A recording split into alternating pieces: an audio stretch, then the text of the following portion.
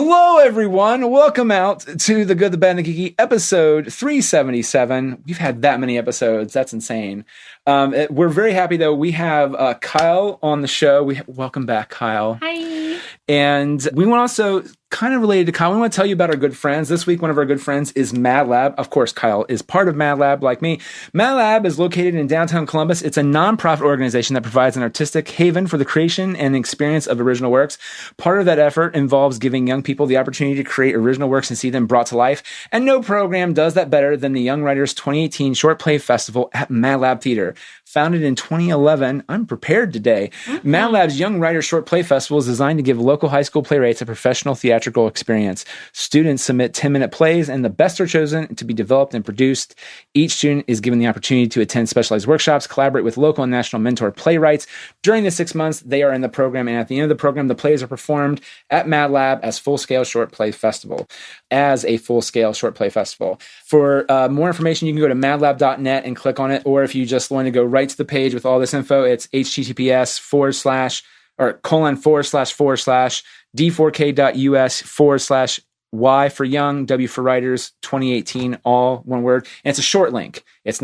That's something I've created just so you can go there real quick. At least until we switch our website over. And switch your website. Oh, no. Well, that's what if you're listening to the past, time travel, it happens, baby. This is the tangent universe at that point. The show is July 13th to the 28th, Fridays and Saturdays with 2 Sunday matinees. See the full schedule in that link for more information. Tickets are $18. Students, seniors are $15. Members are $13. Our official sponsor, Kyle, if you didn't know, our official sponsor is Audible.com. Oh, I have Audible. I love it. Audible's great. And did you know you have over 200,000 titles to choose from? No way. I have like 3 credits to use. Oh, no, it's about the credits. You get a credit a month after your trial ends if you keep it up. And it's good for any book regardless of price.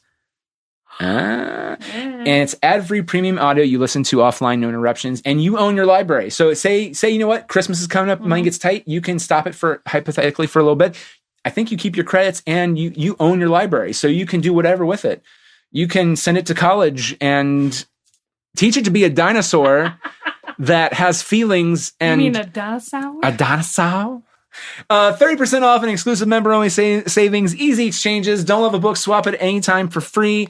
And all you need is an Amazon account. And you know what? You can get you some of that awesome Handmaid's Tale. Sign in at Audible or your Amazon account. Sign up with your free trial over at audibletrial.com/goodbadgeeky. Choose your first book free. Download the Audible app and start enjoying your new audiobook. Thanks, Audible. Thanks. What's like the last book that you've listened to? And anything? Past or present. The last book I listened to was, let me think. Oh my God, what was it? I do not know. I want to say it was The Ethical Slut by Dottie Eason and Janet Hardy. The authors may be wrong on that. But so that's an example of a book you can get at audibletrial.com/goodbadgeeky. And because Kyle, we just keep asking questions, hoping people will know. True fact. Did you know that we are proud members of the It's All Been Done Presents Network? Well, speaking of the network, do you have vague remembrances of the band Bare Naked Ladies from the late 90s and early aughts? If you do, then you're in good company, Kyle. Join friends Evan and Saker as they hazily stumble through every single Bare Naked Ladies song 1 week at a time. See what I did there? From the first album to the last, driving themselves crazy along the way. That was originally said insane, and I was like, you're missing out a great reference. Who needs sleep, though? Yeah, who needs sleep? Do you know anything about BNL? Well, these guys don't. They don't need sleep. They're never going to get it because they're too obsessed with BNL. And that's probably more, but that made no sense anymore. Where I went completely off script. It just didn't matter anymore. Because that's a good reference. That's one of my favorite songs. That's actually one of my great things is you and Laura are like BNL fiends. And it's pretty great. Anyway, strap in. By the way, those are awesome people at madlab.net. You should check out all their stuff. Strap in at It's All Been Done Presents. Whoa, fuck. Nope, stop. Take a drink. Jesus, take a bunch of fucking drinks for this whole show. Strap in with It's All Been Done, a Bare Naked Ladies podcast. Check them out along with our other programs at iebdpresents.com. We have on the show Kyle, obviously, as you've heard her speak. Hello. We're going to talk about a gem, an absolute fucking gem. It's a bright spot in our summer. A box office champion. A champion unlike no other. It's one of the bigliest champions ever. Currently $150 million at the box office. And can we point out that some of its stars are supposedly over 125 million years old? That's probably not right. But take a drink. Point is that we're here to talk to you about Jurassic World Fallen Kingdom. Oh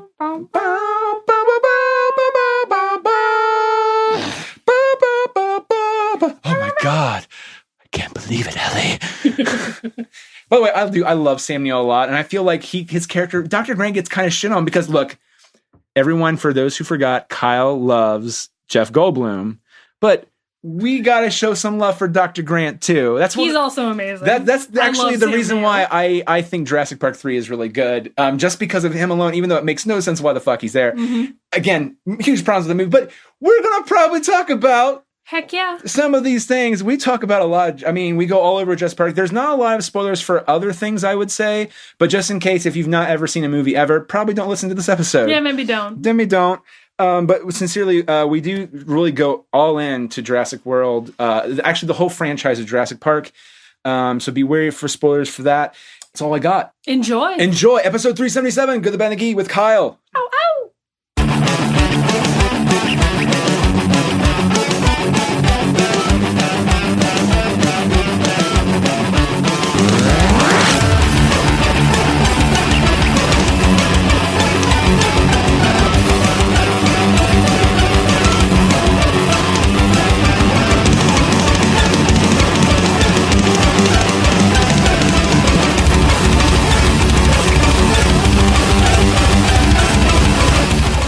Now, here's the thing, too, we should preface this with, is that in terms of in the Jurassic franchise, it doesn't do anything for you collectively, really. Like, the first one's probably really good, and then you let that go at that, right? Like, you like, the new one came out, like, you hadn't seen Jurassic World until, I think, a week or so ago. Well, I saw it while I was serving jury duty, oddly enough. Okay, yeah. And I liked it. It was good. I have not seen a Jurassic Park sequel that I've really liked. Yeah. I liked 2 a little bit. Mostly because of Jeff Goldblum. Let's not lie. But everything beyond that, like, don't get me wrong, I like Jurassic World. Like, I thought it was, I thought I had strong points, but you know, I also, it's a little muddled too. I had problems that I had the same problems that a lot of people seem to have with it. Yeah. So I'm a big fan of the first one, obviously. Spielberg fanboy than I am, and it's a really good movie. Well, like, we were kids when it came out, so I mean, that really, it hits home. Well, and also, like, his fascination with dinosaurs, the love of dinosaurs, you can tell it's there. Even in Jurassic World, the love of dinosaurs is there. Here's the overall problem with, and I saw this in a video essay, and it's not wrong. The problem with all the movies that's a sequel is that you can't replicate the wonder. Not really. Which I feel like they tried to do a little bit here. Oh, and it was just totally misplaced and it was so blatantly obvious. Yes, which we'll get into. But it's painfully obvious. So here's the problem. Jurassic World, I felt like they got close as they could get back to that, which was nice because you just can't duplicate that wonder. You can't duplicate the wonder of seeing the Brachiosaurus. For the first time, like Ellen and Dr. Grant does, and they do the whole swelling John Williams score, Welcome to Jurassic Park. You'll never get that moment back. Which, they didn't have that moment in this movie at all, did they? No, they did. They had... oh, no. They had the kind of quiet key tone They tried melody. to do it, which is another problem with this movie. Like, this was them doing The Force Awakens. Okay. But Force Awakens at least was mildly entertaining. Like, I walked out of that movie going, that was an okay film. I'm excited for the things that come after it. Because they had the veterinarian who'd never seen the Brachiosaurus before. They do that shot with her. Yes. And then Claire gets out and she's just like, I love them now. Like, oh, you didn't give a shit about them, but fuck you. Like, and that okay, wait, let's back up. I'm sorry. Because that's a point I wanted to make. Okay, so this movie. So it takes place after the first Jurassic World. Yeah. Now, I will point out, too, because a lot of people have this problem. Yeah. And they mentioned it once or twice before Jurassic World came out. 2 and 3 never happened. Oh, okay. So it just goes Jurassic. Timeline. It's kind of like the Godzilla movies where they just go, Godzilla happened. All those movies where he fights Rodan and like the 30 movies never happen. It goes right to Godzilla in 1985. So Jeff Goldblum and his Black Daughter didn't happen? It didn't happen. I didn't know that. So the Black Daughter happens probably, okay, but they didn't go back to the island. There's no Site B. Right, because if that was the case, they would have talked about that in one of the... Also, Jurassic World wouldn't have reopened after San Diego. That's true. Sorry. I mean, look. I'm from San Diego. I mean, we deal with a lot of stuff. If a dinosaur came through, I feel like a lot of, even like the beach hippies would be like, nah, man, I'm good. I don't want that. Yeah, we're not going to pay like thousands of dollars to go to an island and be trapped there, possibly with dinosaurs. And granted, it lasted, 20 years, I think they said it worked? Or 10 years? 10 or so, yeah. Yeah, so I mean, because they go into the whole John Hammond, yeah. Yeah, sorry, anyway. But, oh, God, okay, so the beginning of this movie, I will give them credit for this. I forget, I'm a terrible dinosaur nerd, by the way. I enjoy them, I like them, but I know the big guys. The SeaWorld one, the one in the ocean that... it's not I call it a megalodon, but it's clearly not because that's a shark. Yeah. But I call it the big alligator-like one. That shot of, like, the Titanic-esque, like, submarine looking for the... Andromedus Rex and like the like thunder kind of backlighting that was super cool. Oh yeah, that was and here's the thing, this is my biggest problem with this movie is the great thing about first original Jurassic Park is Steven Spielberg did his thing that he did through the 70s, 80s, and 90s where he played on your fear of not seeing things.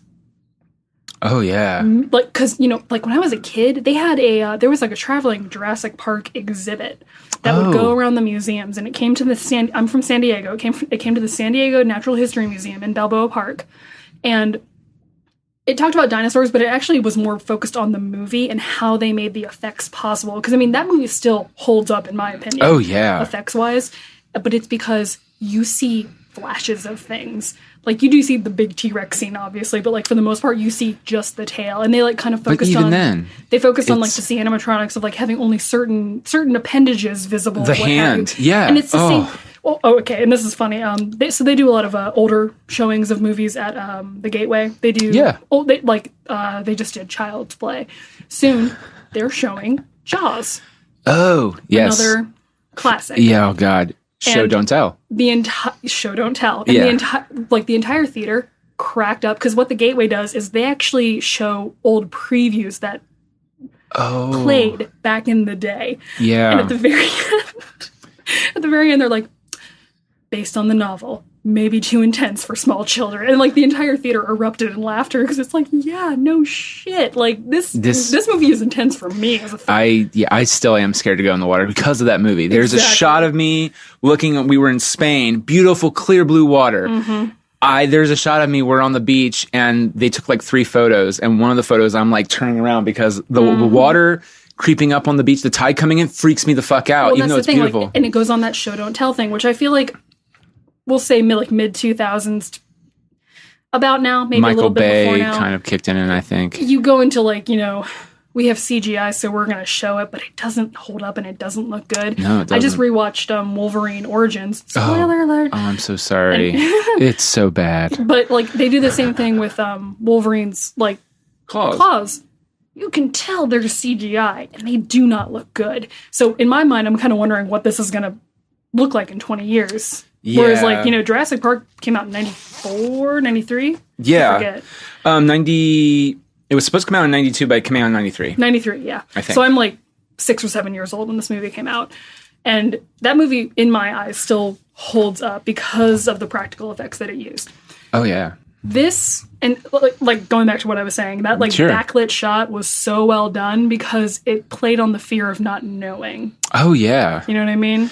Yeah. And, like, the dinosaur graphics are good in this movie, don't get me wrong. Like, CGI has come a long way. Oh, yeah. But I wish there had been a little bit more of that in this movie. Like the practical, or... Oh, no. I'm sorry. The practical with the kind of, like... I know. Yeah, I know what you mean. Sorry. The terror of the... I went on my own... Here's the thing, people.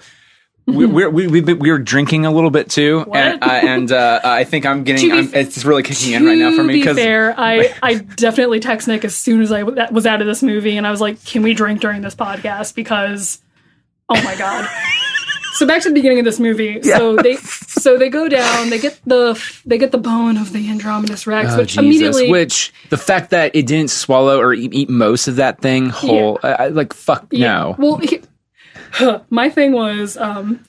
So there were some people talking next to me pretty much throughout this whole movie, but it's the only time in the history of movie going and hasn't annoyed me because they were saying things that were going on in my brain. Oh, okay. Like, for instance, when they cut off the piece of rib from the Andromedus, which I think is what they do, and then they send it up in a weather balloon, and I was like, why wouldn't they just take that with the sub? Oh, because it's going to get eaten in 5 seconds. But, like, that happened, and just... But my biggest... issue, and this goes into like a parallel with the original movie that didn't work quite as well, was the guy trying to close the gate and the people flashing flashlights at him from the helicopter, and he turns around and he's like, what are you saying? I can't hear you. Like, oh, you're on a scary dinosaur island and you're not gonna like kind of... and there's no one there to protect you. Exactly. The people who are there are waving at you. And he's like, what? What's going on? And yeah, I was just like, come on, dude. No, yeah. But after all that happens, and the other dinosaur escapes into the water, like... Yeah. For a minute, I thought the movie was going to go the route of all the dinosaurs escaped, and now they have to deal with it. And I didn't think they were originally going to go back to Esla Nubar, because John Hammond says it differently in the first movie, I feel like, but I could be wrong. No, you're not probably wrong. I'm also probably I know it's Nublar. Yeah, Nublar. Nublar or Nublar. I thought it was Ilsa Nubar for the longest time, but I'm wrong. No, it's Isla Nublar and Isla Sorna. Again, if you go through the Site B chronology, the Kelvin timeline, if we're doing Star Trek. Sorry. No, see, here's the thing. You just read through all your notes because we're on the same page. And we're gonna get on tangents. I'm so sorry, everybody. No, don't. This is why. It's why it's the good, the bad, and the geeky. Calm down, Fuck Siri. You, I didn't... Jesus. Are you drinking some too? Siri wants to come in and talk about it. Jesus God. Did you notice... So after this scene, they go to BBC World News. Which, my first thought with that was like, oh good, they're not showing fucking Fox News. Thank you, yeah. But then they go to MSNBC, and then I was a little bit... So, I'm sure a lot of people didn't see this, but I... was like the obnoxious Edna Krabappel in the theater because I laughed at... There was like the crawl at the bottom. Oh. And there was a crawl that was like, President now denies entire existence of dinosaurs or is saying dinosaurs never existed, which is obviously kind of a stab toward you know who. And I was so great. Losing my shit in the theater, kind of like covering my mouth laughing about it because I thought that was a good tidbit. God love those down. You can always get... I did not see that. Yeah. Now I feel really sad. They're showing a shot of like the active volcano and like underneath it's like, President questions entire existence of dinosaurs, and you're like, I'm sorry, what? But also, question for you, because I watched Jurassic World. I had jury duty recently, and jury duty is super cool in Franklin County. They let you watch movies all day, and they also let you learn about the legal system. It's not just you stuck in a room. I actually really enjoyed my time there. But they play movies, and I was reading a book and kind of half watching the movie. Franklin, the tech guy, was he in the first movie and I totally missed him? Nope. Huh. Nope. Because I was reading something on the way over here and they were like a former tech from the park.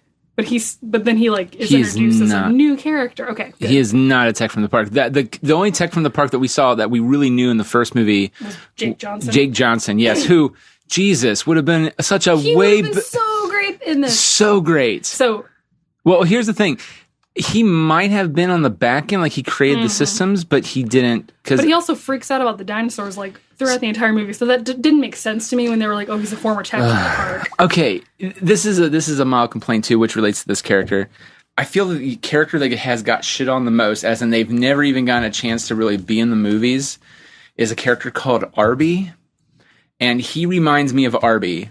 Mm-hmm. And Arby was in the he was in the book The Lost World by Michael Crichton. And pretty much him and Kelly's not related to Malcolm. They're two students that work with Dr. Malcolm at the university that sneak on with him and Doc Thorne. And Doc Thorne's another character that doesn't fucking exist. But Thorne I don't give a shit about because Arby has some cool shit where he gets stuck in a cage and then the raptors are playing with the cage.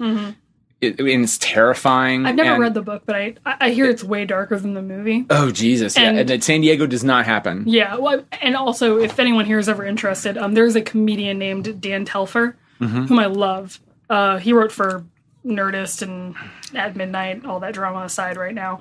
But he's actually very funny. And he has a really, really good bit on YouTube about the difference between, like, using a velociraptor in the movie versus in the book where it's a Dilophosaur or something like it wasn't aromatic or not aromatic. Kinda.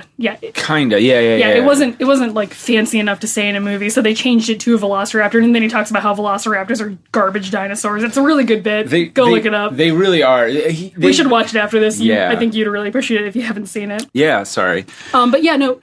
Is it Jeremiah or Jeremy? What's his kid's name? Jeremy. The alcohol is Franklin on the worst. Franklin. No, it's Franklin. Wow. Franklin. See, I'm just going with you right now because we're already drunk. It's terrible. I'm probably going to bust out a second bottle. I don't blame you, man. But yeah, Franklin and Zia. I enjoyed their interaction from the get. Well, they have chemistry together. They did. They were good. They were really good actors. They really were for the short time they had. Franklin's character. Oh, in the first half, I feel like he came into his own as the movie kept going. Well, he is the typical nerd character but like not a good nerd, like the one that is like Jake Johnson in Jurassic World is like the lovable asshole nerd that you just like. He's not wrong. He's saying nothing but truths right now, and it's really funny. Yeah, this kid is like, I'm too scared to fucking go outside. And look at the sun. That scene with him like repeatedly spraying bug spray on himself. I was like, come on, dude. You're killing me right now. Here's the thing that sold that for me, though, because I actually laughed at that. But here's the reason why. It wasn't because of him. Everyone else wasn't like, they're kind of looking at him, but they're just looking like they look like they're saying it's a bad joke. Ted Levine. Oh my God. Oh my God. Ted Levine in this movie. We'll get to that. Oh yeah. Yes. Because he's actually he had one of the best dinosaur deaths. I would say it's beautiful CGI / whatever, like just the overall. Anyway, sorry. Yeah, we'll get to that. But he just looked at him like, what the? And he was in the scene. Ted Levine is such a good actor. He is. And I feel like people only know him from Monk, and then they forget he was in Silence of the Lambs. He's Buffalo Bill in Silence of the Lambs. Oh, yeah. And he's so good in it. Well, I feel like the only way I can get people to go, he was Buffalo Bill in Silence of the Lambs, or he was I can't remember his second, he was the lead, the head lead detective in Monk. Yeah. And he was fantastic, because he had to deal with Monk, and so he walked that fine line of being an asshole, serious guy, but also kind of being comically funny. Yes. Really good stuff. But he's wonderful in everything he's in. But on the other half of that duo, Zia, the paleozoologist or vet or whatever it was, like I enjoyed her character quite a bit. But this is not her fault. The whole scene with the Brachiosaurus, though, just drove me up the wall. Oh, her like just getting out of the car randomly. That pissed me off too. Well, and that goes into the whole problem of they replicate so many scenes from more than Jurassic World does of replicating scenes from the first two movies. Oh yeah, for sure. Oh, so horrible. No, they do it so many times. But overall, like with her, I enjoyed her because her making phone calls is me making phone calls, like getting just really over the top frustrated with people very easily. I'm not good on the phone. And I was reading stuff before I came over here. Yeah. Yes, and it got cut for time. I was sad about this too. She was. Yeah, revealed to be a lesbian character. It made me wonder if Franklin hit on her or something because it made me bummed though that like I really wish that people would stop erasing representation like that from movies because it's important to me personally and other people I'm sure as well. So it's important to me too, but it also depends on what's going on in the scene.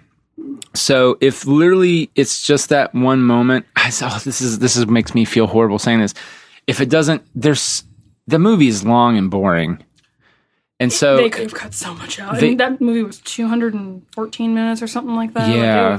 So I don't know. I agree with you, but like if it's one of those scenes where the scene's not working in context of the movie, and like people point out it's slowing down, it's a weird balance. Makes sense. I also feel like it could have been fixed in writing with just more of a throwaway line. There's a lot of things that could have been fixed with writing in this movie, though. I know. So they all go to the island, whatever.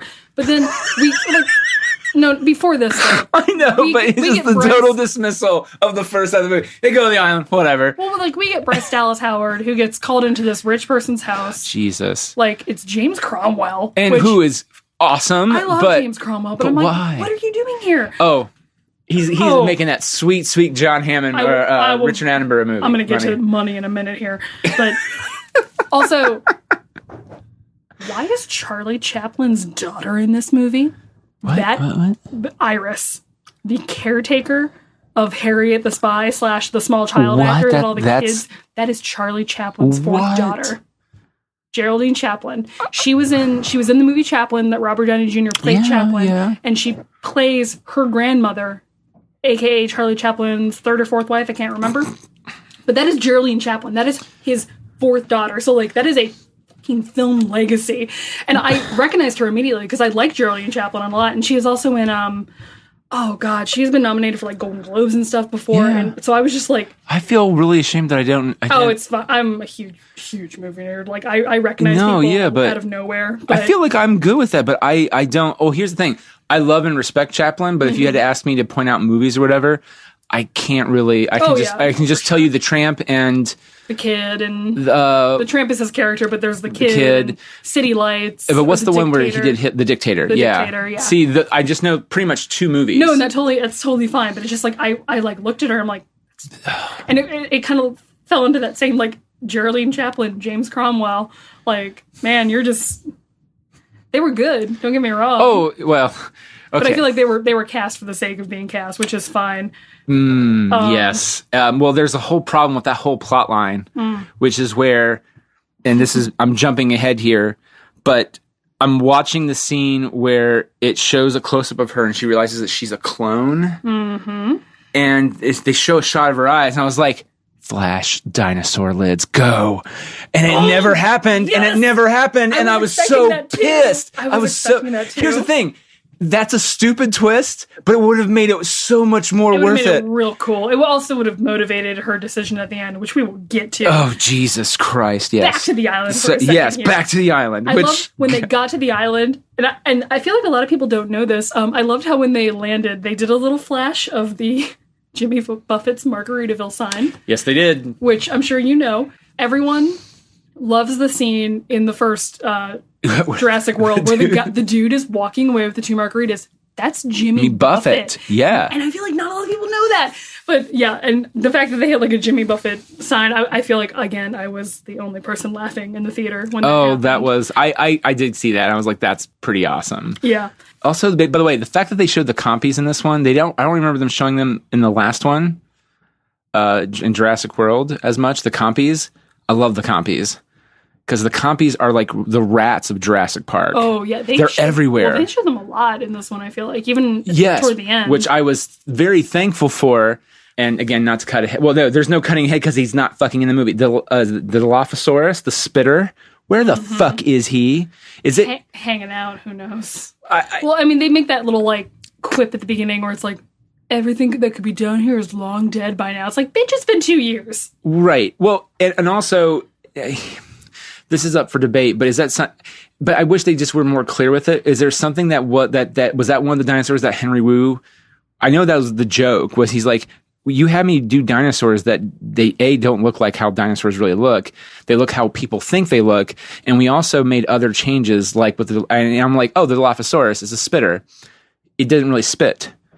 That was a byproduct of what they were trying to do to keep it alive. Mm-hmm. But so did you just not keep it alive? Is that I'm just saying? Maybe it wasn't seen as like the attractive dinosaur they wanted to bring people in. I'm just sorry to see.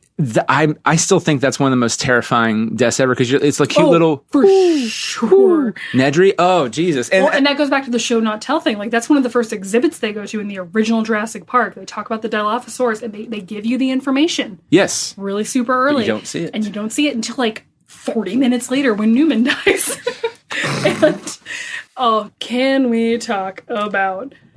Yes. I don't know why this kind of shit makes me so mad. Franklin, when they get into the compound or whatever, and he's like trying to get the trackers reignited or what have. Okay. He does that. He does the thing. The hacker. I'm in.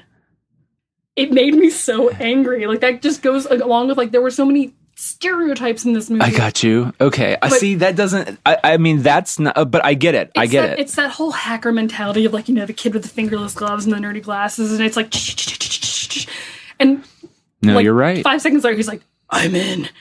You're not wrong. And I'm at like, all. you're not a badass, Franklin. I'm sorry. It's probably him, the director, going, it's my one scene where I can be a badass. One good scene. Oh man, my one good. But like, it's not wrong. Under my breath, like he's like, I'm in, and I was like, fuck you. Oh my god. And then later on, we get to the terrible joke with Chris Pratt. Okay, so I have to ask though, what would you prefer him to say? He's like, systems up?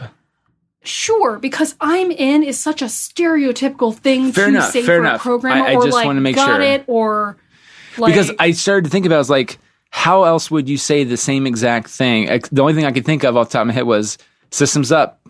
It's just such like, you're not wrong. It's such you're a thing not that wrong you put at into all. Any kind of satire where I was like, click, click, click. It's like, I just need a minute. I'm in. Like it's like the doors are locked. The doors are locked. Yeah. Chris Pratt. Sorry. Chris Pratt. The scene that's in the trailer. You made me come. That's it. That scene is a perfect example of usually Chris Pratt movies have millions of one-liners that are not in the trailer. That was one of the big laughs in the trailer, and that's the biggest laugh we got in our audience. That was meant to make you laugh. So here's the thing. I famously don't really watch trailers. I don't watch them in general, but I also make sure I definitely don't watch them from movies that I'm actually excited about. Not to say that I was excited for this movie, but for instance, like, First Avengers, never watched a trailer for it. Oh wow. Infinity War, never watched a trailer for it. Like You're like anything that I'm hardcore. Because I just trailers are very dishonest to me.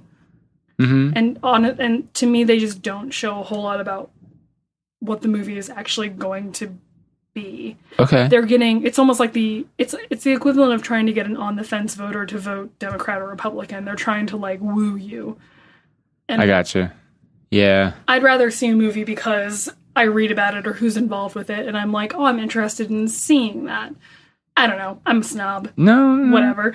But yeah, I tell people to get off my lawn all the time. I mentioned today at volleyball, I'm like, well, I gotta go watch Fallen Kingdom because I'm gonna go do Nick's podcast later. And they were like, oh, God, why? Didn't you see the trailer? I'm like, no, I didn't.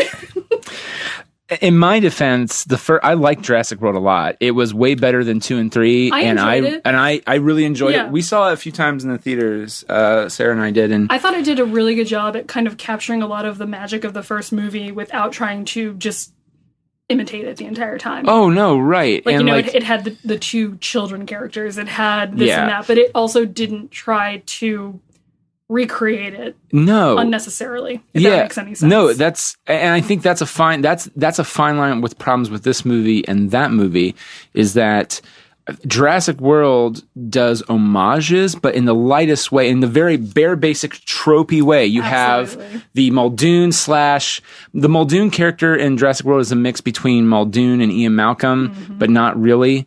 And I would say Dr. Grant too. That's Chris Pratt's character. Then you have the Jake Johnson, who is the good guy version of Nedry. Yep. And then you have Claire, who is Hammond, but I would say she's closer to the Book Hammond. Book Hammond's an asshole, by the way. Interesting. I would think her as kind of almost... Yeah, Hammond dies at the end of the book. Sorry. I would think of that almost as her as a cross of like, not a Laura Dern kind of Ellie, character. No, yeah. But almost like she has the agency of Laura Dern in that she's like... Okay, I'll go with that, She definitely is like... She recognizes that she is a woman in a man's world, and she owns that. Yes. And almost, She's a badass bitch in that first movie. She is. Aside from halfway through and here's the thing, people, I don't have a problem with the heels. Oh, that didn't bother me at all. I have a problem with her not pulling her fucking hair back in that first movie. You were in a tropical, like, hot environment, and she leaves her, like, weird, perfectly coiffed hair down the entire time. Okay. Like, that's valid. As a guy, I don't have those problems, so... Well, I just shaved my head, which is why I don't have these problems anymore. But, and I'm not saying, like, maybe she didn't have a hair tie. That's fine. That happens. I'm without a hair tie, not so much anymore, but frequently before now. But, it kind of goes with, do you watch Westworld? I've seen the half of first season. So good. Yes. And this is not spoiling anything, but there is a point where, like, a woman is in fancy dress, and then halfway through, like, you don't see it happen, but she changes into cowboy boots, which are more apt for the terrain. she obviously gets those from somewhere. I get that Claire can't get boots or flats even from anywhere. Like, she's just stuck in these shoes and doesn't want to mess her feet up. Right. That makes sense to me. Okay, yeah. But, yeah. She's an admin too, so she's there to put on a show for the investors. Not even an admin. She's an executive. Like, she is in charge of that park. Like, she is the head of ops. So it makes sense to me. Oh, yeah. She would look like that, but yeah. To be fair, I really did enjoy Jurassic World, like, a lot, actually. Mm-hmm. There were parts that I was kind of like, oh, come on. But overall, I really enjoyed it. Oh, yeah. Yeah. Can we talk about Ted Levine and his weird fucking tooth collection? Okay, so... And we'll get to we gotta hold off on that last part, but... Yeah. When that first because he actually comes off as a pretty okay guy dude at the very beginning. Yeah, like, he's a military guy. He's going to fuck with you if you fuck with him. But he's very friendly from the get, which is fine. And then, we get to the blue Chris Pratt scene, and then it all goes to shit. But I feel like there was really no indication or indicative evidence of his, like, kind of weird what would you even call it? It's like a trophy, his collection. Sadism. Like, he has a sadism with, like, getting the teeth, and it was super weird to me that it felt like it kind of came out of nowhere. Maybe I missed a clue. No. Okay, so this is if you probably haven't seen it in a while, but Lost World Jurassic Park, there was the hunter played by Pete Postlewaite. I'm not saying that right, but Postlewaite, yeah, possibly. Yeah. And he was the hunter, and the scene got cut, but even in the other dialogue later on when he shows up, he's like, my fee because I like to hunt dangerous things. The T-Rex is my fee. Like, that says everything you need right there. Mm-hmm. But the scene before that, where it was technically a Nedry and Dodson scene, where his friend comes up, he's like, there's a company hiring people, and I know you're retired from hunting because you've hunted everything, but this is something you can't find anywhere else. And he's like, well, what is it? What would be my fee? And he just goes, one of the best, the biggest killers in the entire history of the world. And you're like, okay, yeah, and that makes sense. But even now, all that scene sadly got cut. But even that little bit of dialogue later on tells you exactly who that character is. They don't do that at all. He just comes up and just rips the teeth of a horse. Well, and that happens after the scene where he shoots Chris Pratt with a tranquilizer. Yeah, and. Maybe I missed a bit and I just, like, wasn't paying attention very well. But I usually kind of catch this stuff. But, like, they trank. They trank Blue. They trank Chris Pratt. And then Z is like, holds a gun up and she's like, you need me. And they don't really explain the whole process of just leaving Chris Pratt there to be, like, eaten by lava. Or did I miss that? I don't know. No, they didn't. They just suddenly leave. And when I first watched the movie this afternoon, I was like, wait, so they just left him there, but, like, it didn't quite, like, hit me yet that these are the bad guys, I had a feeling that the military guys are going to be bad. I mean, yeah, they usually are. They usually are. But I feel like they would have at least, like, kind of kept off their, like, we're evil guys, at least, because they would have wanted to keep Chris Pratt around to help tame or at least subdue Blue. In my opinion. That's a valid... No, okay, in retrospect, that's a valid opinion. Because he hadn't really... Well, no. He did say, though, I know what you're doing here now. I get this. You're not here to take them peacefully. You're here to... That's fair. So he knows the plan. That's fair. But I mean, oh God, it just, yeah. That, and then also, okay, we need to talk about lava logic for a freaking second here. You mean movie lava logic doesn't work here? Babe, like, I'm sorry. So, first off, props to you, Chris Pratt, for doing some real good, like, trank acting here, where he's like just dragging his extremities. I was actually terrified of that scene for a second. It was good. Like, he did a great job. Like, but once you think about it too hard, he also recovered from it way too quickly, in my opinion. But that's fine.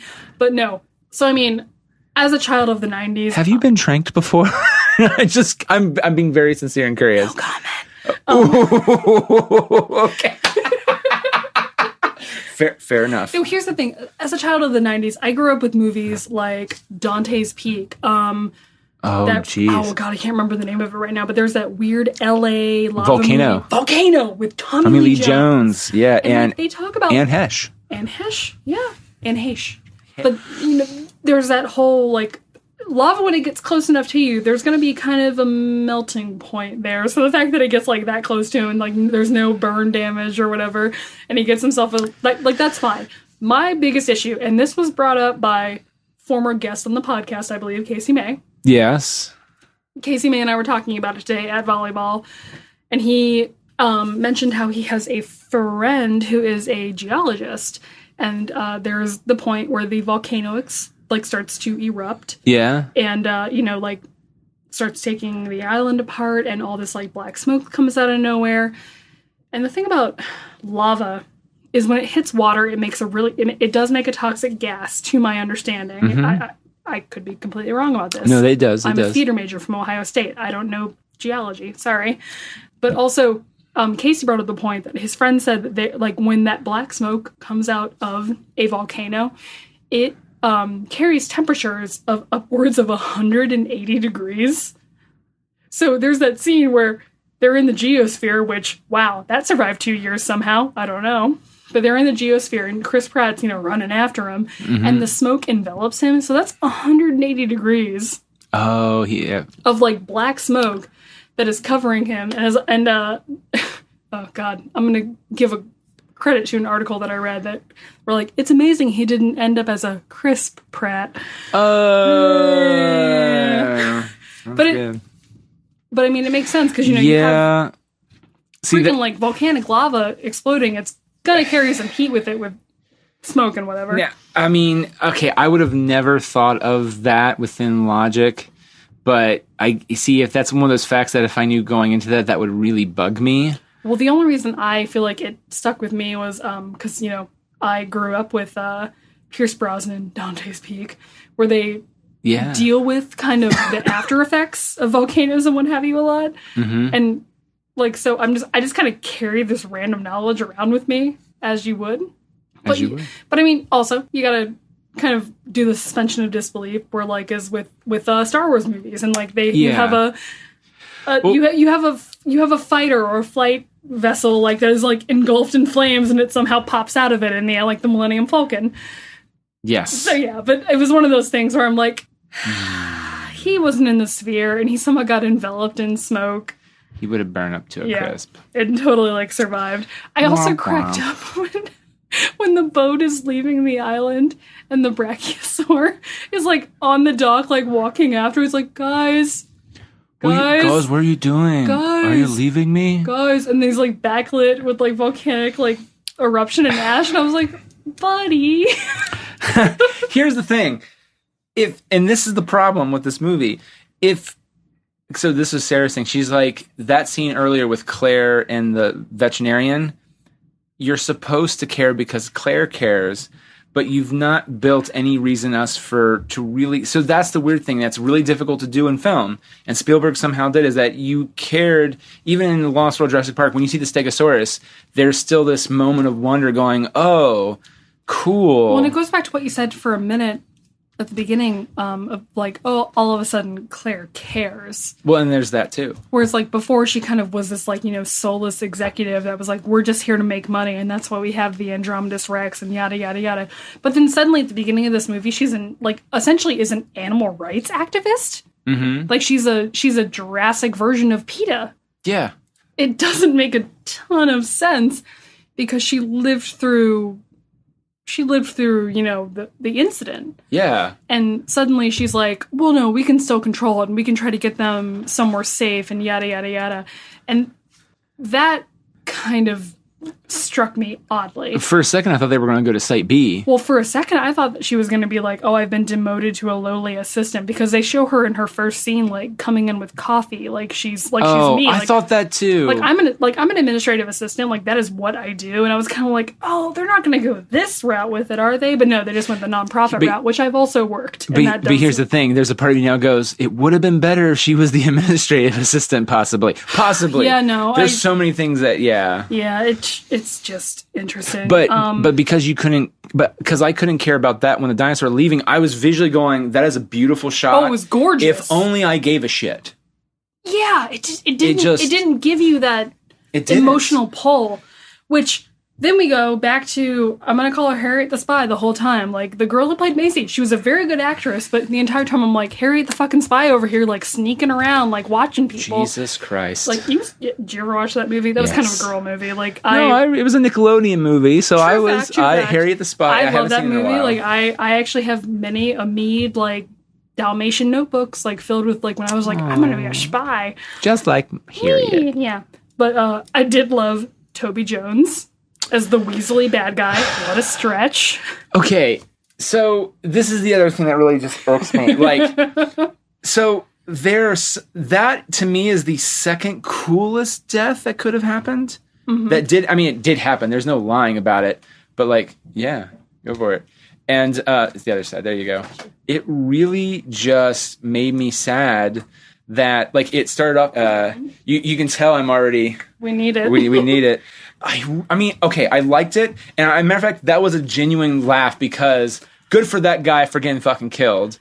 But I kind of just wanted to see it. I love Toby Jones as an actor. Oh yeah, you know he did that thing where I feel like it was like one of those things where the two studios didn't talk to each other. And the movie Capote with the the movie Capote came out with Philip Seymour Hoffman, Sandra Bullock, like.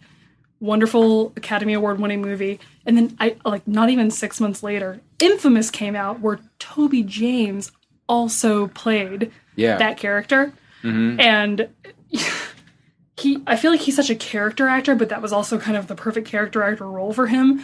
But it came out just a little too late for it to really make sense. Well, like he could possibly be a good who's the dude in Great Britain that everyone loves, that everyone mimics him? John Lithgow played him in The Crown.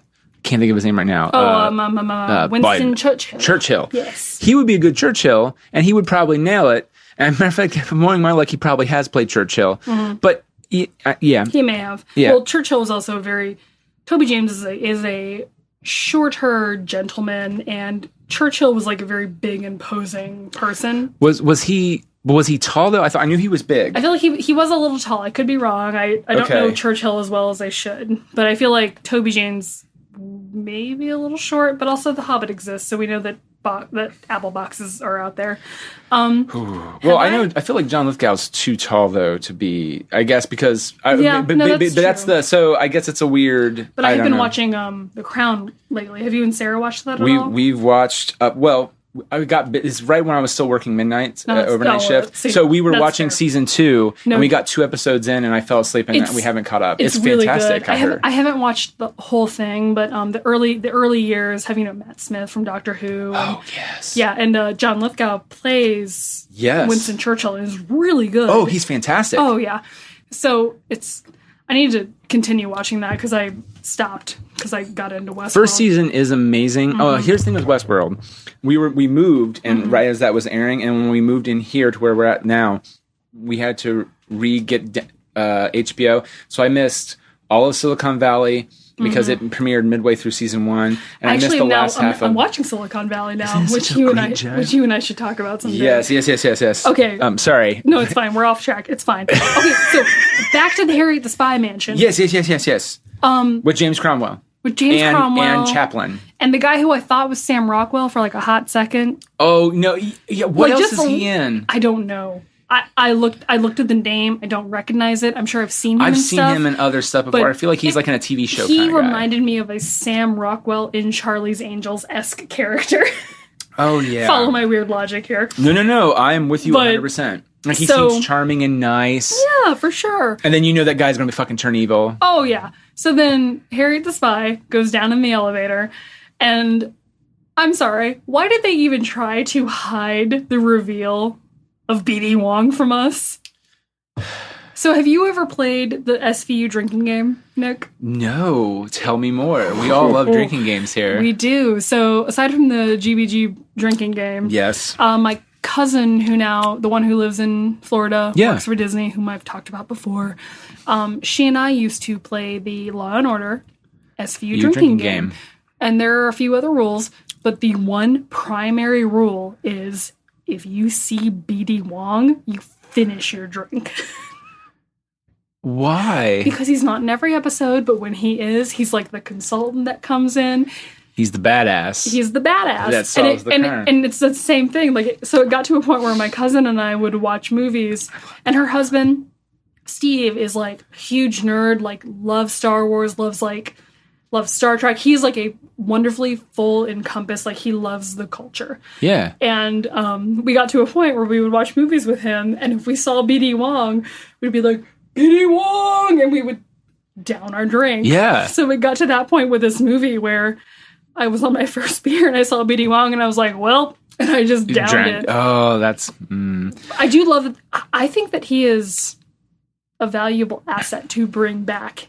In the world of this movie. So that's the thing too, like that really... So I'm a big fan of the first book. And here's the thing. Spielberg found a way to make the movie separate from the book and very enjoyable on its own. It's not like where sometimes you read a book from a movie or that becomes a movie and whatever, and you're just like, Jesus, they fucked it up. It's still good, but they fucked it up. This was like, no, I view them as two separate things, but the thing that really irked me was that you have B.D. Wong playing Dr. Wu, and he doesn't stick around. And I really do think it was one of the things where they casted him. The script changed so much like they do in all these types of movies, Spielberg or no. And it's just like, well, B.D. Wong's in the movie, and he's gone. In the book, he's kind of close to how his character is now. And it's constant Dr. Sadler and Dr. Malcolm talking him down off the ledge, saying, look, you have a problem here, and you are blinded by your ambition. Yeah, and he does that in the last two movies. Like, he's very much about like what he wants to create, but has a work of art to him, but has no concept of the potential repercussions of the said thing. Because like, you know, he did that in the last movie where he was working for the park and he was like, we did this thing, and then it goes bad, and he's like, and then but he has a backup plan to help him. Can we talk about not Giles? I forget his actual name. Mills? Is it Mills? I'm sorry. The guy who's running the foundation. The bad guy. The bad guy. Yeah, it's not Giles. Guy. That's Buffy. He's not a bad guy, but you know who I'm talking about. No, he comes off like a stuffy, uptight British dude, even though he's not. Who looks like Sam Rockwell. But yes. Like, so it's kind of interesting that he's somehow running this secret operation about like redoing dinosaur DNA. And it's underneath the guy's house. For fuck's sake. For how many months? And like no one notices? Whatever. Splitting hairs here.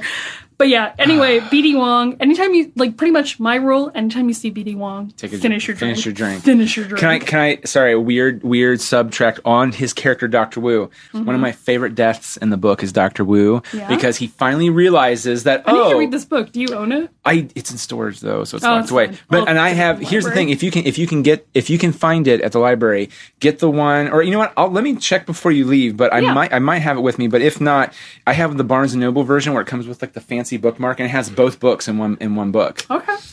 But he and I'm probably going to fuck this up a little bit, but one of the things they talk about is how the raptors are like rats. Their teeth are strong enough that if given the chance, because Dr. Wu's like, I don't understand what the problem is. We have like, I think 10 inches of steel, of pure like titanium steel. Yeah. They're not going to get through that. And he's like, rats can chew through titanium steel. And it's a thrilling moment where Muldoon, Ellie, Hammond, and a very slowly dying Malcolm, because Malcolm dies in the first book. Aww. Isn't that funny? Because then he comes back in the second book. Daddy. Yeah. Ooh. No. I knew that. I knew that going into that. If anyone's friends with me on Facebook, they know I have a deep affinity for Jeff Goldblum. That is like, along with one of my weird sexual awakenings, my real. No, I know. Seriously, I know. My first. This is why I'm laughing, because I know my initial you're one true. was I was like maybe 6 years old, and my mom took me to go see Phantom of the Opera, which kind of started my weird affinity for dark-haired, mysterious guys. Jeff Goldblum. Yeah, he does have flowing locks in that movie. He added on to that, and then also then seeing him in Earth Girls Are Easy. Oh. So you were saying, I'm sorry. So you guys can't see this here, but Kyle can. There's a door to my right. He is standing in front of the doorway, and they're getting perimeter breaches, but they're coming from the opposite end of the visitor center. Okay. And so all shit's going wild, and all of a sudden they talk about how, as a matter of fact, I think the verbiage used is Wu is bodily yanked through the door. Ooh. and he is slowly ripped in half by the raptor and eaten alive in vivid detail. So it's almost like a less gruesome version of I forget his name, but Sam Jackson's character. Well, oh, and in the first one, but how like he goes into the power center. And that happens. Oh, by the way, he said, "Oh shit!" No, it's okay. No. He said, I found this out the other day, and it blew my mind because I thought it was one of those ones where what happened to Arnold? By the way, the dude with the cigarette. What happened to family? Yeah, what happened to Mr. Arnold? And I've read the book. I know what happens, but they supposedly were supposed to shoot what happened to him. No him, way. Which is in the book. And I was like, what? And literally it came down to he was on another movie and the schedules didn't line up. And Spielberg's just like, you know what? We don't need to show have it. the arm happen. And I was just like, and so he said the only thing he had to do was he had to give approval that it's okay that someone's arm looked like his and wasn't really his. And I was like, God damn it. It was like back in the day when Sam Jackson was kind of a big deal, but not enough of a big deal. Like, he probably could have gotten another $5 million off of that arm shot alone. Yeah. Oh my god! But I thought that blew my mind. But to get back to Wu, that was one of my favorite passages in the book because it shows him like pounding the snout, kind of like in Jaws, where he's pounding. That's probably why Spielberg didn't do it. Yeah, because you don't want to redo all of your stuff. Mm-hmm. But like he's pounding the snout of the raptor, and the raptor just doesn't give a shit. It's just like noms. Yeah, and it slowly eats him. From, I think they even say too, he moves under his stomach lining and it's eating him up that way. Shit. Oh, it's gruesome. And I was like, where is that fucking death at? And I was like, is Wu going to get bodily yanked out of the door by Blue? He's going to get bodily yanked out of the door by Blue? And it never happens. Also, did Wu fucking die in that building? No, I don't think so. I don't think he did either, but it makes no sense. He got tranked. Something happened to him where he passed out. I can't remember right at the moment what happened to him. But like the mercs, the mercenaries. Well, one of them pulled him out, but literally after he pulled him back out, he came back in. I was like, he did, but I feel like they put him in a car or something happened to the point where I feel like they're going to bring BD Wong back during the next movie somehow. Totally, but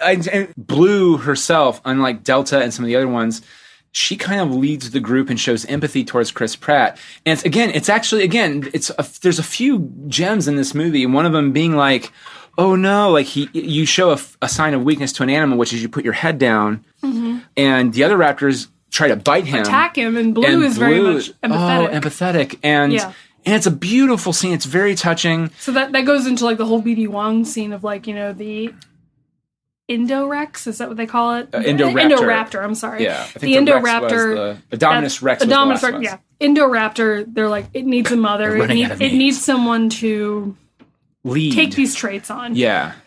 I also love how they decided to show the Indoraptor to these like terrible, terrible like auctioneers of terrible people, and they didn't expect them to bid on it.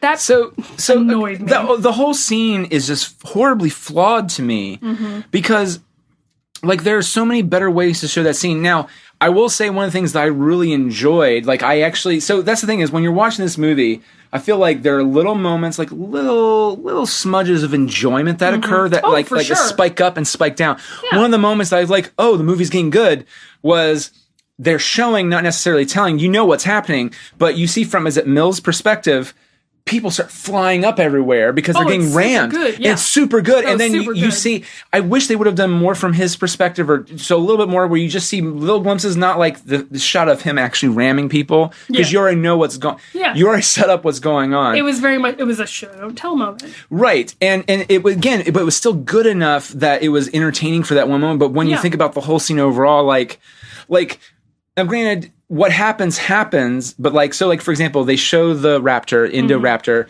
and Wu loses his goddamn mind because what are you doing?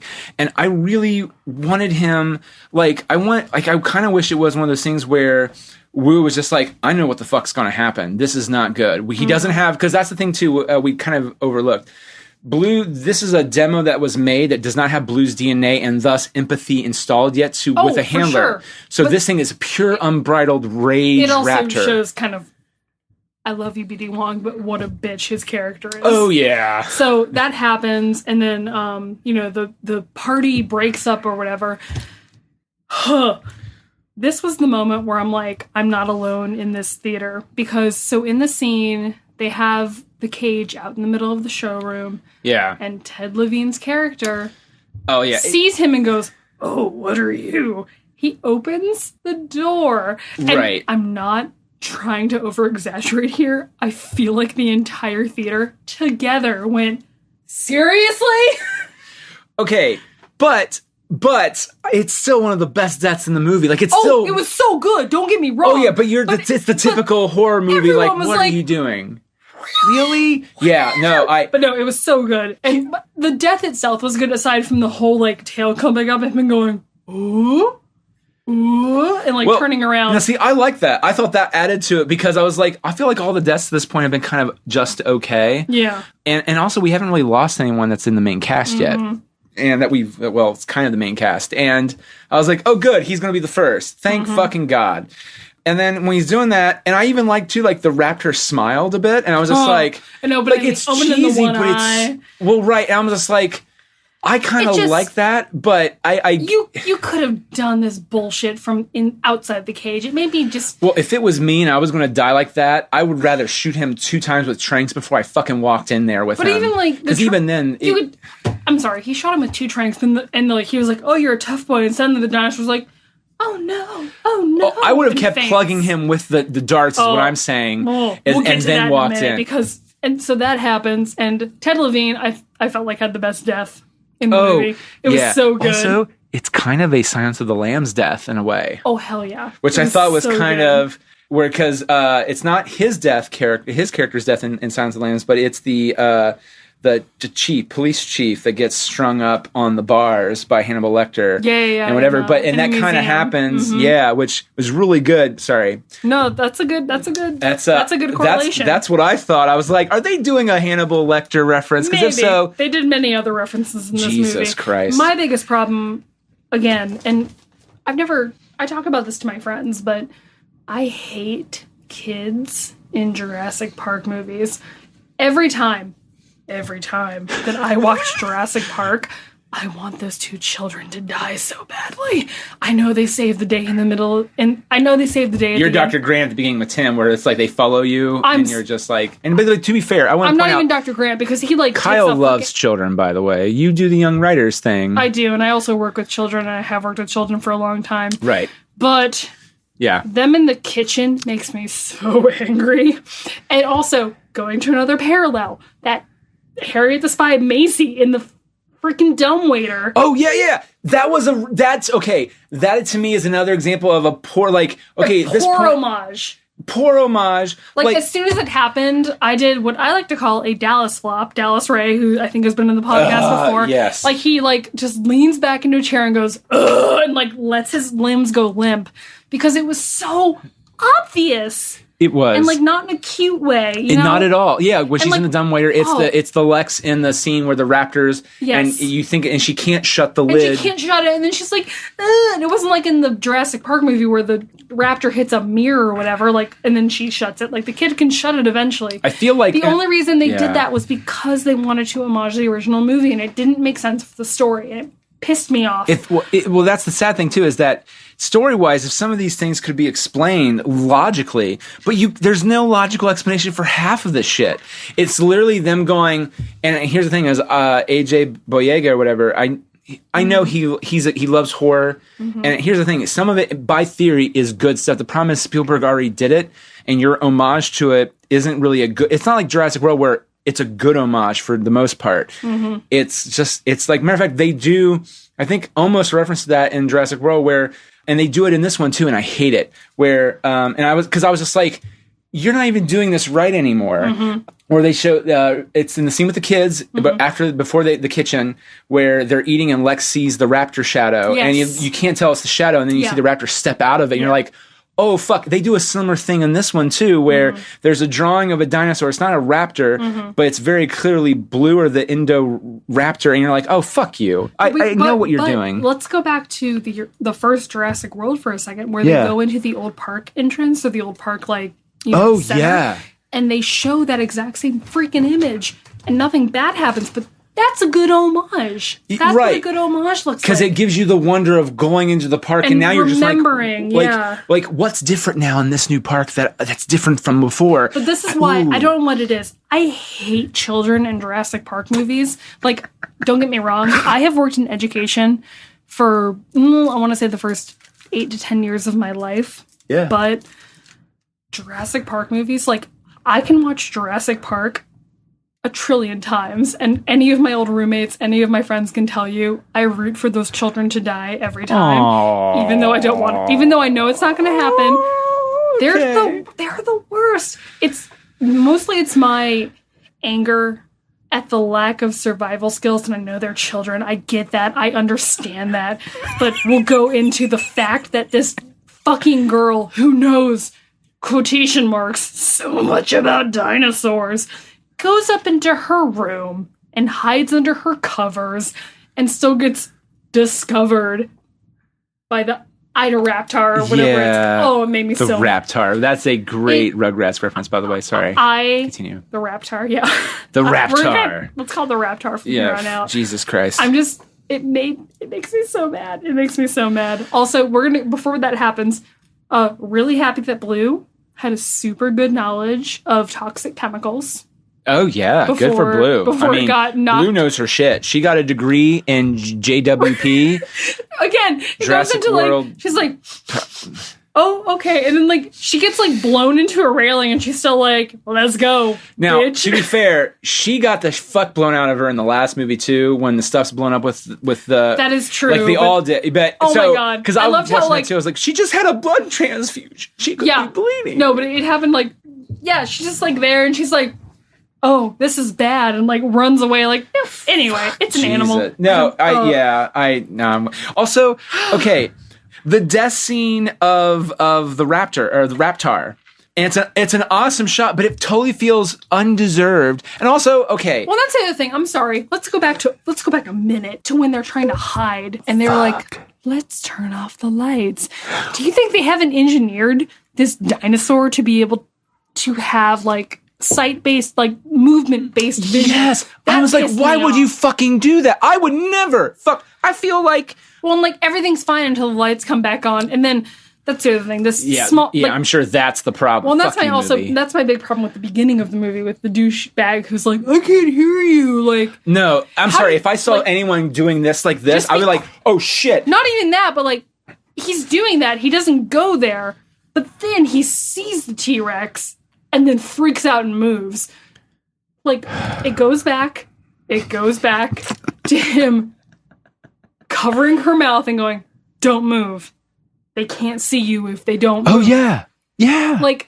I'm not saying that these people have grown up with Jurassic Park movies like we have, but right. If you're... The fact that there are these, dinosaur enthusiasts that don't know these basic fucking things about dinosaurs pisses me off. Well, so here's the other thing, too. Especially this child. I'm sorry. No, you're fine. Grown up in a dinosaur museum, essentially. Yeah, because of her old man, yeah. And acts granted, she is a terrified child, but she acts like a terrified child in these circumstances. And, yeah, either way. Her running upstairs, terrible horror movie trope. Her hiding under her covers, I was like, terrible movie. Really? But then... Another bad homage, the Ida Raptor. I'm going to call it Idina Menzel. Idina Menzel trying to open Idina Menzel opening the freaking patio doors. Well, in an homage to the original. But yeah, oh man. And also, there's this entire compound of people running away, and this genetically engineered raptor is like, I'm going to go after this 60-pound thing with no meat on its bones. Well, so here's the thing, too.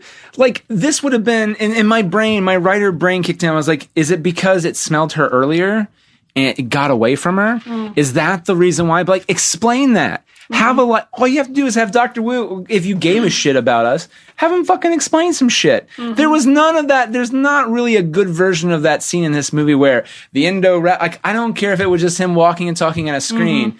In that one, we got that in the last movie, and I understand things are cooking here. We need to move this movie along. Fuck that movie. God damn it. Okay, so we get to all that happening, and they escape, and yeah, I did love how Blue was able to incapacitate the Idina Menzel. Idina Menzel. She was able to incapacitate Idina Menzel by impaling her on the. Which, okay, and that was good. That was super good. That was a good moment. But also, I was like, how did Blue avoid that? Like, it was beautiful, but I was like, damn, that was lucky. So and I liked it. So this is what I was kind of saying is that, and I forgot about it midway through my thought when we were talking about it, is that's what I was saying is that it really made me mad is that death scene. Mm-hmm. I kind of feel like the shot, the slow-mo, it's beautiful. Mm-hmm. And then the death happens. I was like, doesn't feel well earned for Blue. It doesn't feel well earned for fucking Claire. Mm-hmm. Okay, why is it that Claire is the one that picked up the gun? Out of nowhere. Oh, no, wait a minute, though. In her defense, was Owen running down and she was watching it happen? Is that why? No, she just shows up. Well, I thought that in terms of, because remember they were showing the example with the gun. Mm-hmm. It's Chekhov's gun.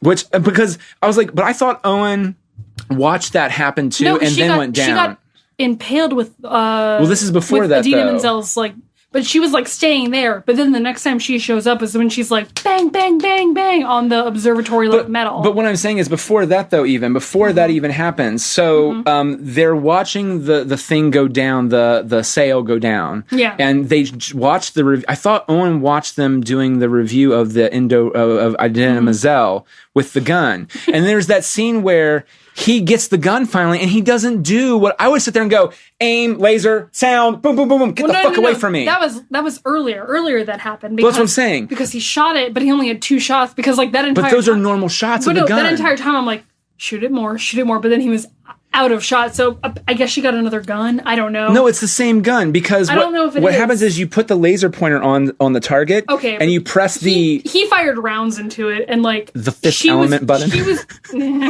I'm sorry. She was just putting aim on Owen. Well, right. That was not actual rounds. Regardless, but I guess this is where I'm getting frustrated. Is that if you put the laser target, laser focus on something, and you press the red button, not fire the gun, it will the Idina Menzel will then look at it and just go, "Fuck, I want to attack it," and he goes there. When Owen grabs the gun, and this is what I'm saying, wasn't Owen watching the presentation? I feel like Owen would have just been, because he's ex-military, would have been like, "I'm going to do this." Train over here, farthest away from the corner. Hit the. I know. If monkeys could fly with this point, it's just. Also, let's go back to the original presentation of that, where like they put a fucking laser on the one guy in the audience. He's like, I didn't consent to this. Oh yeah. So I feel like it kind of went from there, and that was definitely their. That was their final solution with what happened to be the MacGuffin. I kind of wish like that happened, and then like right before they came out, Blue was the one because. That scene makes it off like Blue's the one that got the final whatever in. And Blue showed up, but really it was more Claire, I feel, than Blue. Well, Claire distracted it, but I feel like Blue got the final jump at the end because like... I just wish it was more epic. Because Idina Menzel learned about the glass early on. Yes, that's right. In that scene. Yeah. Yep, so you're right. It wasn't just going to be like, oh, this happens and it's going to fall through. Okay. So later, can we talk about how the fact that they're like, oh, all of this, what was it? Cyanide? The gas. Cyanide, noxide, cyanide, something is going to kill all the dinosaurs. And, I declare. Oh, well, I'm doing Mr. DNA, the dinosaurs. And they start off with Claire being very, like, PETA animal rights activists. Like, we need to save them. They were here first. Like, the whole they were here first thing. I'm like, really? They became extinct for a reason. Anyway. But no, that happened, like, and she changes her mind at the end. But then at the very, 5 seconds after, Harriet the Spy opens the garage door. When and this is after the whole she's a clone reveal comes out of nowhere. Oh, yeah, because I'm like, what's the big deal with I was like, he's being weird about his daughter. Yeah. I don't know what the fuck this is going, but I don't not care. Seeing who it was, I was like, okay. I'm sorry, though, but her releasing them and then going, they're alive, just like me. But I wanted to be like, but you have reasoning skills, and you won't kill a bunch of people, you fucking selfish 8-year-old. Oh, but she did. However... But I'm with you. I'm with you 100%. I just hope that she is ready to be, like, the ruiner of worlds. Like, it's one of those things where I think her name's Malaise or Melanie or something like that. Like Melanie, ruler of worlds. Macy. I mean, if that story ever comes out about her being the person to do that, like she's going to be the ruiner of worlds. Fucking A. I agree with that. That whole happens like they're alive just like me. I'm like, Here's the thing though, that would have made though. You have reasoning. It's the same reason that we don't like try to clone mountain lions or cougars because they don't have the same reasoning that we That would have made way more... This is why I'm saying it would have made way more sense if she had dinosaur DNA in her. Mm-hmm. Oh, god damn it, it makes me so mad. No, if, like, she had that dinosaur DNA in her... As cheesy as it would. Way more, it would have been terrible, cheesy, but... it would have been way more motivated. That would have made way more sense. Here's the thing... Yeah. So, all that happens... We're getting so mad over this. All that happens. They get out of the compound... Chris Pratt is like, hey, baby blue, how you doing? I do love how he's like, we'll protect you. And essentially Blue's like, fuck you, Dad, and runs away. Well, but I also like, too, is that he gets what will probably happen. Like, he looks right at the cage and looks at her, and he's just like, oh, shit, you're going to run away. It makes sense. Okay, so end of this movie. Yes. Everything happens. We go back to Jeff Goldblum. Has this Senate committee hearing been happening for 2 weeks? Someone told me it's a separate hearing committee. Okay, whatever. But I mean, also, God damn it, Jeff Goldblum. I came here for you. I love you. But also, I have now read, it is reported that he got paid $18 million for that? For this cameo. What? Yeah. Good for him. Exactly. But also I'm like, Jesus. God damn it. Ian Malcolm in this situation would have been so good. Would have been so good.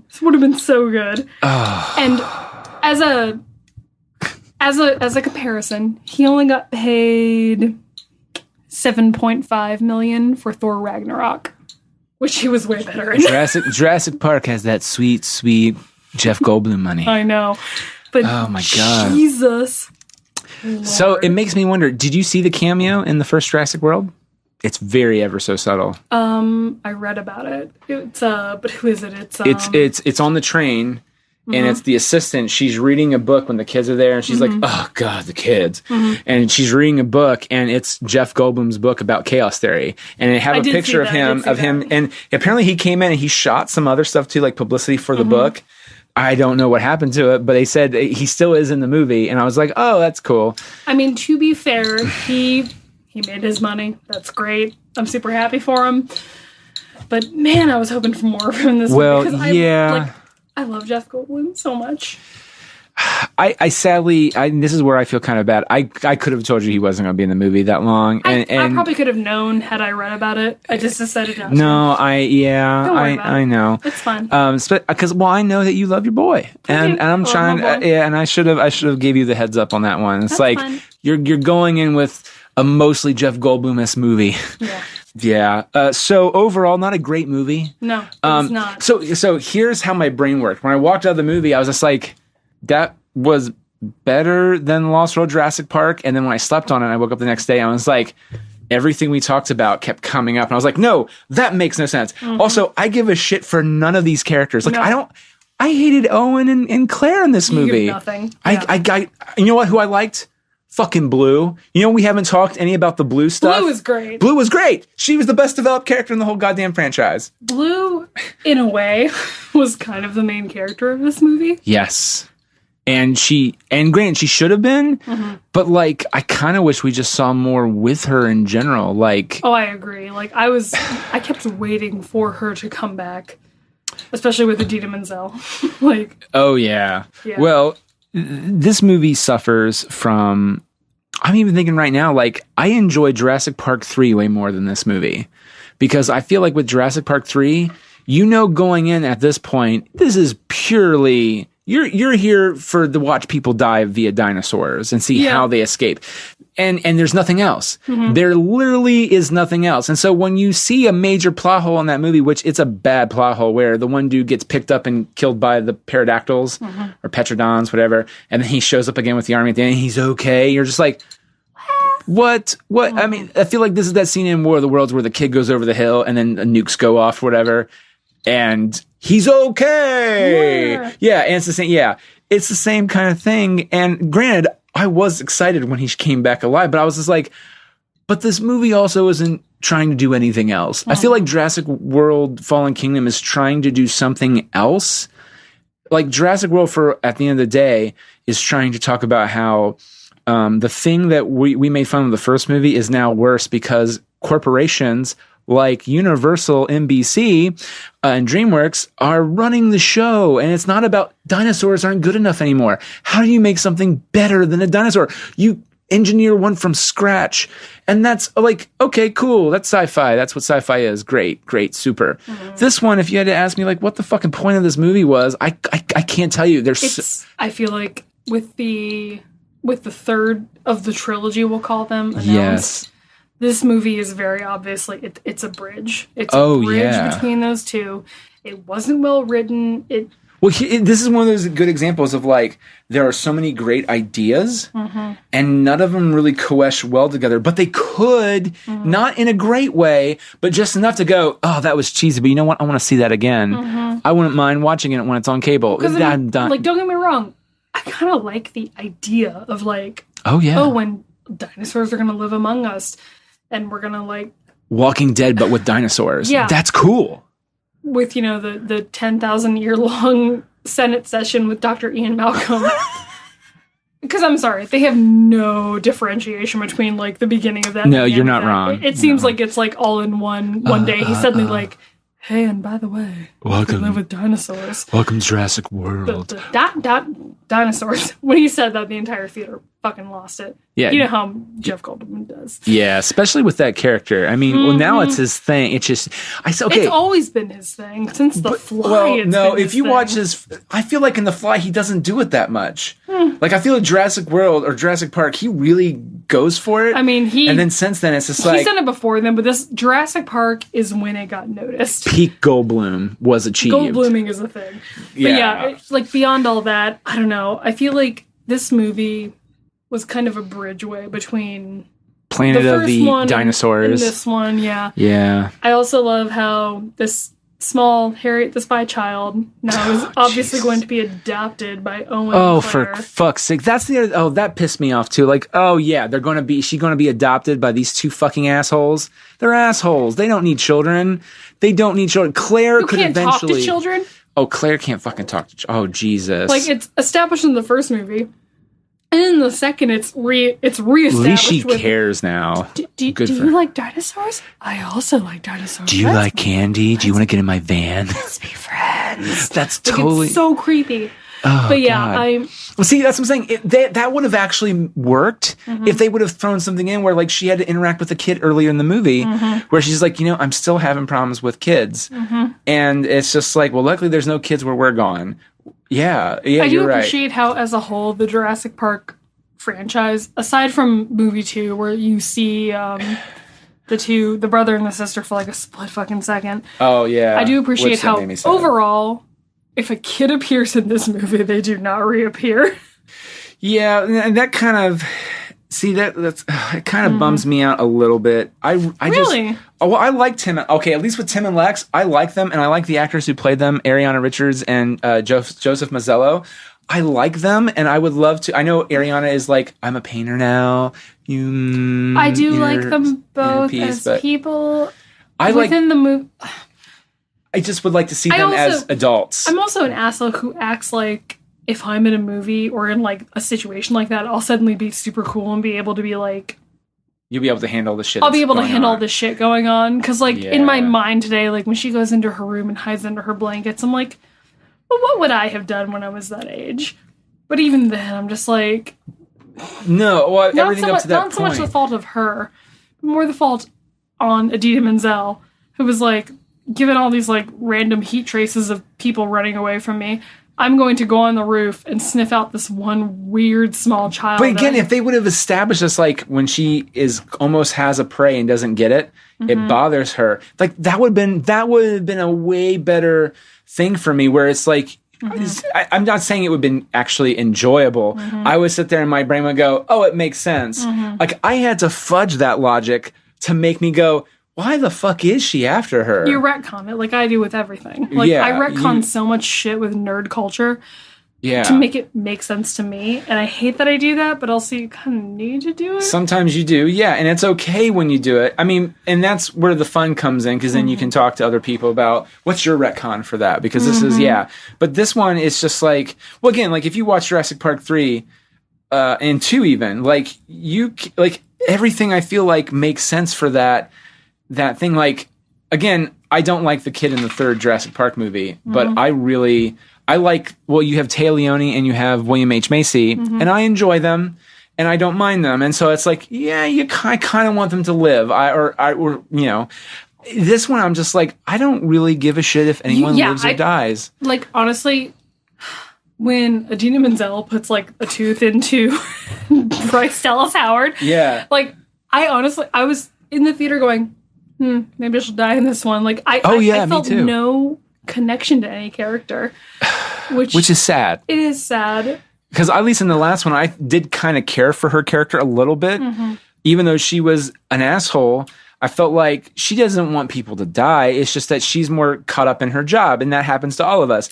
Owen, on the other hand, is starting to realize and I thought that was interesting too, is that they did tackle that. Actually, they tackled two problems that people had with the first movie, which was, and I think it's Miles Mills or whatever. He screams at both of Owen and her. It's like, you had to know what the fuck you were doing with training these raptors. And then you realize, oh, he did. He did completely. Because he's ex-military. He knows what's going into this. And then I think doesn't he say that in one of the old videos, like the applications here could be astounding with human. He says that about Blue, like, she's remarkable or something. It's more about the dinosaur, but but I do go back to, like, I almost wish, and I liked it in this movie still, don't get me wrong, but I almost wish that was in the first movie. Oh, the videos, because it shows them creating the bond. As opposed to, like, in the first movie, you just see him controlling them, and it doesn't give it feels more unfair to Blue. They take away the emotional connection. Yeah. Well, and that's a fine line to cross, too, because you don't want to telegraph, too, where you're going. No, yeah, for sure. And because I remember when the reviews come out on the first one, like on Twitter, they were kind of like, dude rides a bike with the raptors. Like, they show that in the trailer, but he's not going to get attacked. Because the way they edited it in the trailer is that they're coming up from behind, and you're thinking, oh, shit, he's going to get attacked. Which, to be fair, I did like how he kind of joked about, like, I rode a motorcycle through a raptor, like, brigade. And they were like, we're not going to get along, like Franklin. When he's like, we're not compatible. Like, that was genuinely funny. That was a good line. So again, great little moments. Just they don't coerce together. It had great individual moments. It had good little. I call it like it's kind of like an overcast, cloudy day, where it's sort of just like a bunch of overcast like flowing over, and then all of a sudden like tiny little pockets of sunshine come through, and you're like, oh, that was kind of entertaining and funny. But then all of a sudden it's like, oh, and then suddenly Chris Pratt's running through dark smoke that is 180, 200 degrees Fahrenheit, and he somehow does not get burned. I do have one final thought, but do you have any other thoughts on your end that you want to, sorry, before we... Let me check my phone. No, you're good. I don't think I do. I think I hit about all of them. Yeah, I think I mentioned... I liked Blue's "fuck you, dad" moment where she was like, "Bye." Looks at the cage and looks at him and is like, "Nope, I'm out." Yep. Again, mentioned, good, beautifully shot though with the silhouette of the shadow of her, and then she goes into the forest. Beautifully done. Bye. As I said, I like Jeff Goldblum earning about $18 million, even though being on screen for less than 5 minutes. Good for him. And then I think my last note was, "Oh God, there was going to be a sequel." And I think I texted you about this earlier, Nick. But yep.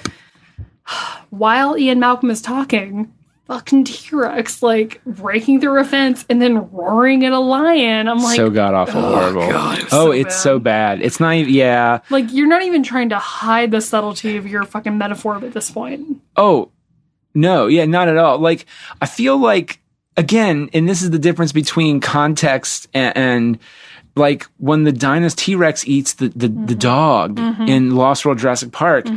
You get way more, and that's kind of the same thing, but it's a little bit more macabre, but, like, it's still way fucking better than...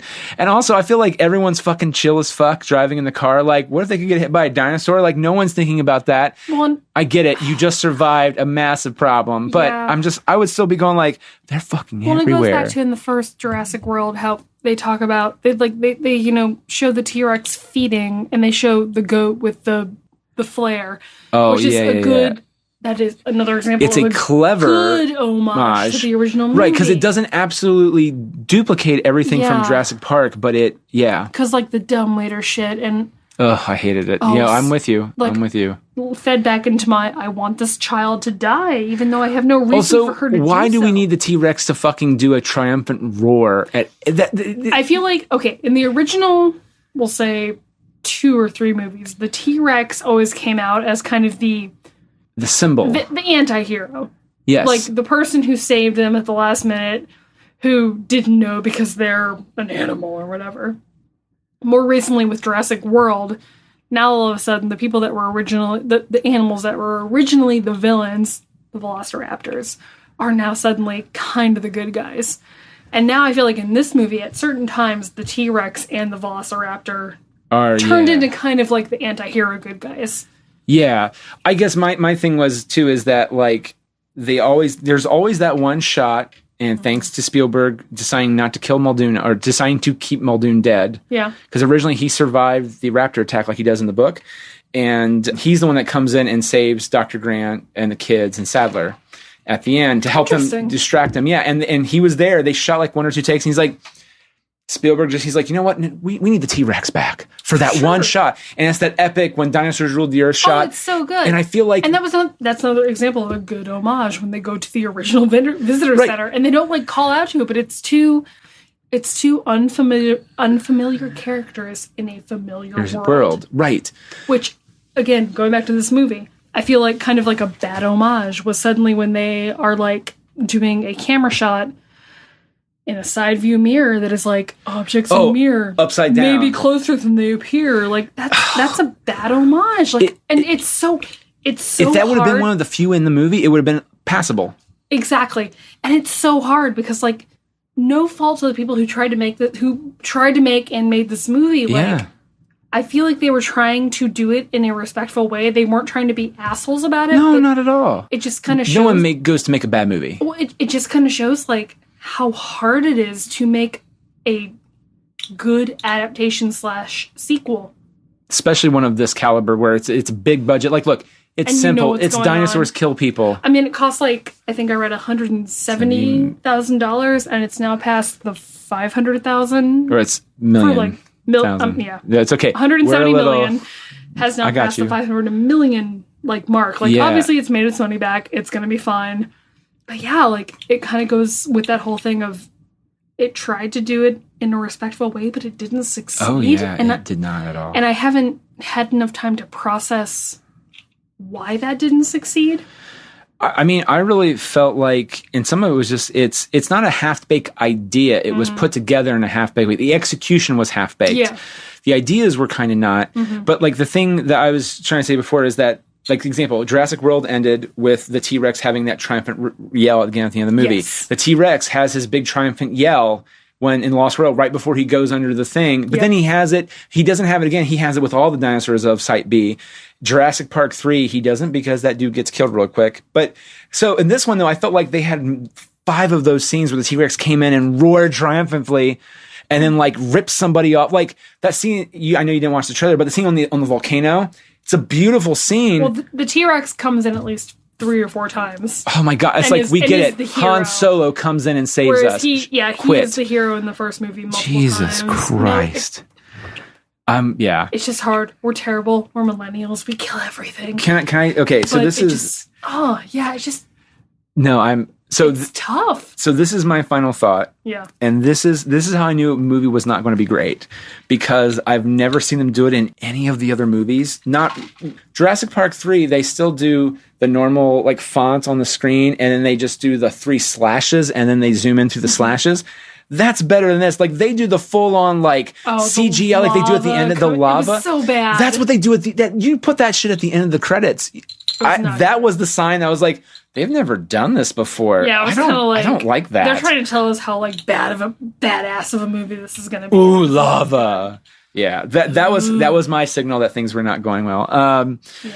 Okay, so don't go see this movie. Watch it on cable, but be careful. Go see it at the Dollar Theater. Okay, there you go. I'll go with that. Like you do kind of need to see it if you love Jurassic Park, yeah, but like it was. I'm happy. I have no words. Like I rolled my eyes so many times in this movie, and I like threw my head back so many times that it's just. I'm really happy I had a Gateway membership, because like if I had to pay for this and then come back about it, I would have been a lot angrier. Yep. And here's the thing. I feel like for the most part, I can watch a not great movie and I can still walk away being like, you know what? I enjoyed watching it though. I don't have this feeling often. Like I walked out of Jurassic Park Lost World going, I really enjoyed this movie. I want to see it. Jurassic Park 3 was like, I kind of want to see that again. Mm-hmm. This one was just like, I really don't care to ever really see that again. Yeah, it was so middling. It was, and that's what's so sad. Even with the kind of what should have been a promising ending of we now need to live with dinosaurs. I left the theater thinking, I don't care. Right. And that's sad. Apparently there was a post-credit scene, which I missed. Oh, is there? Where like pterodactyls were like on Hawaii or something. It's on the fucking Wikipedia, but Wikipedia I missed lies. I missed it too. I left as soon as the fucking credits rolled. I'm like, bye. Well, did they show the one gigantic beast eating the surfers? No. It's alluded to, and maybe that's what they're talking about. Oh no, that was toward the end of the movie. But no, this was like apparently like near Hawaii. Like pterodactyls were. Good for them. Yeah, I guess. I think. Also, I'm sorry. I think some dinosaurs could swim. Sure. I'm sorry. Yeah. I feel so middling about this movie. Yeah, and I wasn't a fan. I don't feel that way about a lot of movies. Like, I just saw Hereditary recently. Yeah, I heard that was good. And it was good, but it left me thinking about things and feeling things. Whereas this movie... That to me is a good movie. Whereas this movie, I was kind of like... I would say that's a film at that point. Thank God this is over. Thank you for stopping by on the show. Yeah. And for those remembering at the beginning of the show, to check out more information on Young Writers, go to https://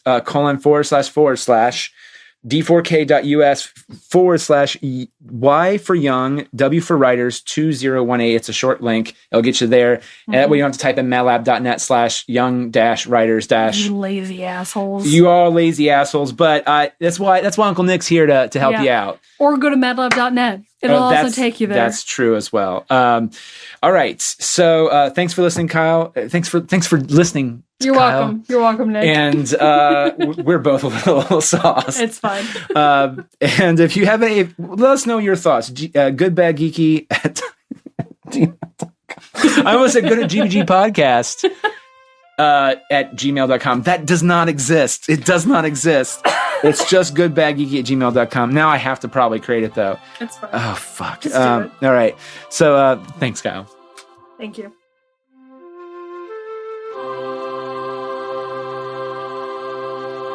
Get out of here without cheese! You're a creep! Go away! We're having a good time until you showed up, cheapers! Go have some coffee with cream or something! Because I'll tell you something! This is a happy place!